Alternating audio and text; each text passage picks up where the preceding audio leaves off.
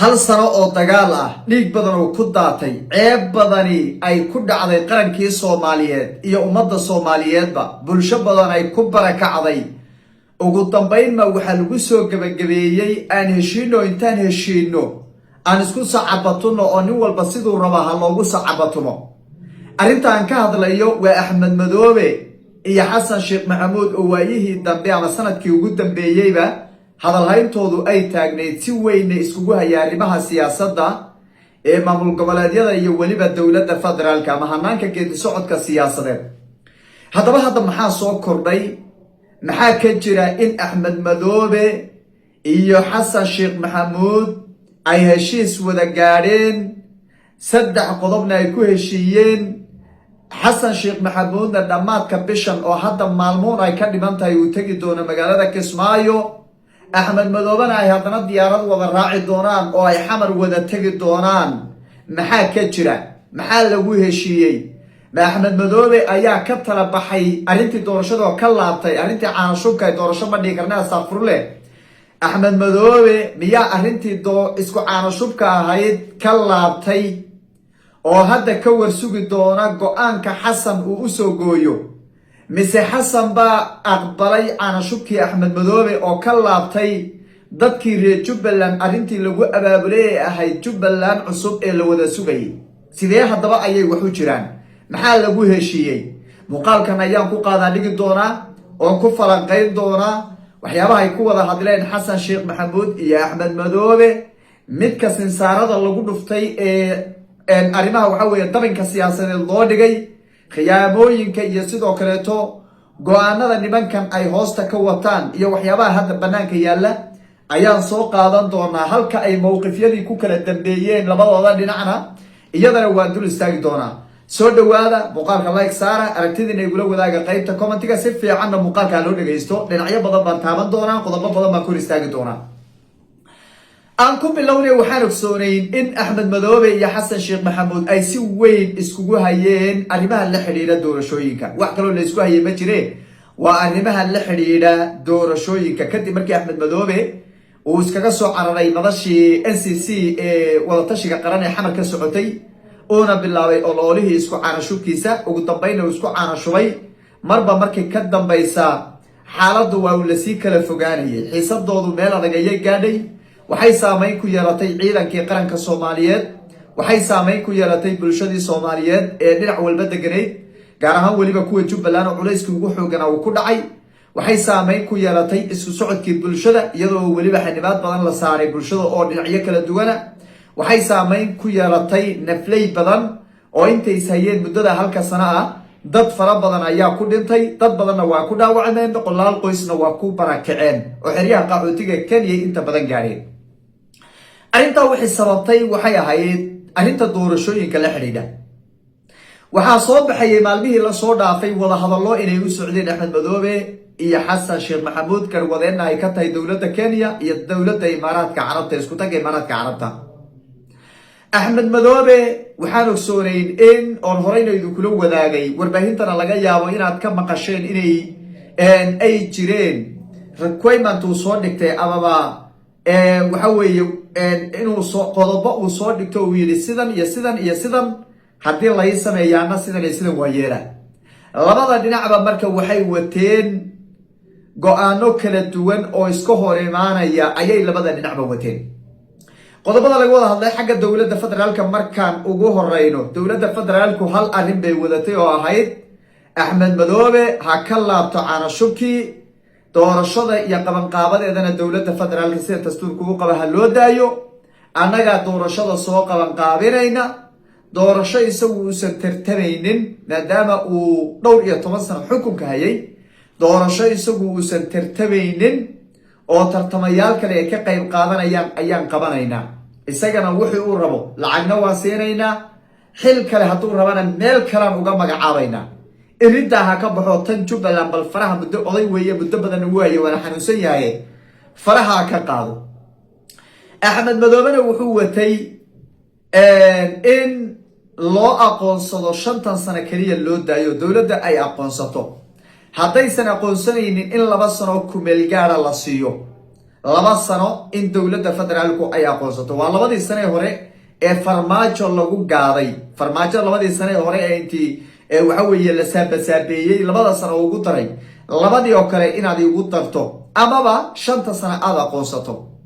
halkaas labadaasi arrin baan anigu dowladda federaalka ka dhageysanaya. ugu dambeyn dowladda Kenya iyo dowladda isku tagga Imaaraadka Carabta labadaas ba Axmed Madoobe waxa ay sandulle kaga dhigeen ay ku qasbeen inuu ogolaado soo jeedinta dowladda federaalka. oday muddo badan xil hayay weeye uusan isku adkaynin kursiga dowladda federaalkana uu ka dambeeyo. walow wali Axmed Madoobe tii labada sano ahayd ku meelgaarkeedu uusan wali ka tanaasulin, laakiin wuxuu aqbalay in doorashadii uu ka laabto ama isku caanashubkii inuu ka laabto ayuu aqbalay. Axmed Madoobe markuu tan aqbalay laba arrimood buu soo jeedsaday oo wuxuu yiri bal horta ku meelgaarka halka sano iyo 2 sano waan ka wada hadlaynaaye dowladda federaalka naftirkeedu waxa soo baxay inay 1 sano u ogashay oo inta doorasho lagu soo qaban qaabinay sida lafta gareen iyo nimankaas 1 sano in loo gal yahay ayaa soo baxaysa. Axmed Madoobe horta taa markuu aqbalay wuxuu yiri laba arrimood ii sameeya.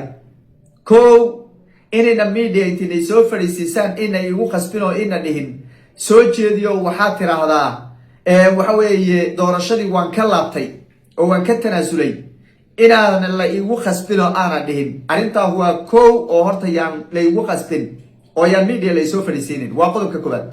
waa qodobka labaad xamar intaana tagin oo madashii NCC intaana ku laabanin oona idinku soo noqonin oona xamar ku soo noqonin oo ka soo dhifray horaan ka soo dhirfay oo ka soo waxa weeye baxay intaanan ku laabanin in madaxweynaha iyo ra'iisul wasaaruhu intay imaadaan oo Kismaayo ugu imaadaan aynu halka ku wada hadallo kadibna ama aan israacano ama aniguna markaa aan xamar idinku imaado. labada arrimood ii sameeya buu yiri.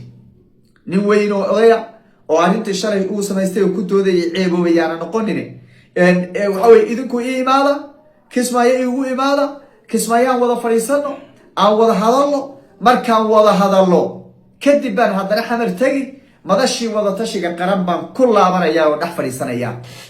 halkaas baan marka qayb kaga noqonaya. arrintaas hadda marka la isla waafaqay waxa la isku waafaqay Axmed Madoobe inuu ka laabto caanashubkii arrinta doorashooyinka dowladda federaalka uu faraha uga qaado maamul goboleedyada kale madaxda maamul goboleedyada kale uu la mid noqdo xamarna uu ku soo laabto ka hor intuu xamar ku soo laabanina madaxda dowladdu ay u tagto Kismaayo ugu tagto. waliba Xasan ayaa u tagaya baa la leeyahay inta bishan ka adigu dhamaadkeeda ama bishan kale ilaa iyo 5teeda intaas buu Xasan tagi doonaa. waliba waxa la leeyahay inta Mareykan hadda markuu ka soo laabto safarkiisa koobaad buu Kismaayo ku tagaya.